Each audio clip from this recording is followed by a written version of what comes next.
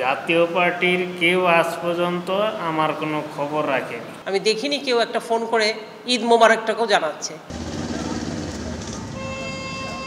জাতীয় পার্টির কোনো নেতাকর্মী এরশাদ পুত্রের খোঁজখবর রাখেনি আক্ষেপ এরিক এরশাদের। অন্যদিকে এরিকের মা বিদিশা এরশাদ বলেন, জাতীয় পার্টির ১৩টা বেজে বেহাল অবস্থা। শনিবার বিকেলে রংপুর নগরীর দর্শনা মোড়ের পল্লী নিবাসে প্রয়াত হোসেন মোহাম্মদ এরশাদের পঞ্চম মৃত্যুবার্ষিকীর আগে সাংবাদিকদের সাথে মত বিনিময় করেন এরিক এরশাদ ও তার মা বিদিশা সিদ্দিক।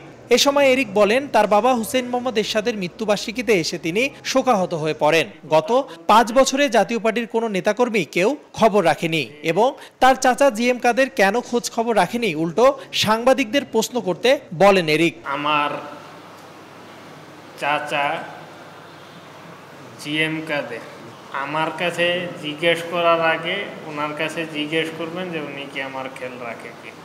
রংপুরবাসী যদি আমাকে চায় পার্টি করার জন্য, অবশ্যই আমি তাদের ডাকে সাড়া দিব, অবশ্যই আমি আসবো।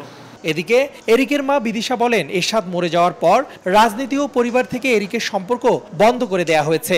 তিনি বলেন, জাতীয় পার্টির এখন ১৩টা বেজে বেহাল অবস্থা, তবে সময় হলে রাজনীতিতে আসার কথা জানালেন বিদিশা। রুহুল আমিন হাওলাদার সাহেব ছাড়া একটা মানুষ আজ ৫ বছরে এরিকের খোঁজ খবর রাখে না। এরিকের বাবা মার মারা যাওয়ার পর থেকে তারা এরিকের চ্যাপ্টারও ক্লোজ করে দিয়েছে। রাজনীতিতে দেখেন আমি আছি, সময় হলে আরও আসব।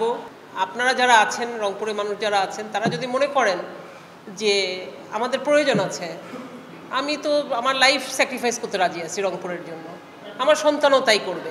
পরে এরশাদের পঞ্চম মৃত্যুবার্ষিকী উপলক্ষে এলাকাবাসীদের সাথে নিয়ে কবর জিয়ারত করেন এরিক ও তার মা বিদিশা সিদ্দিক।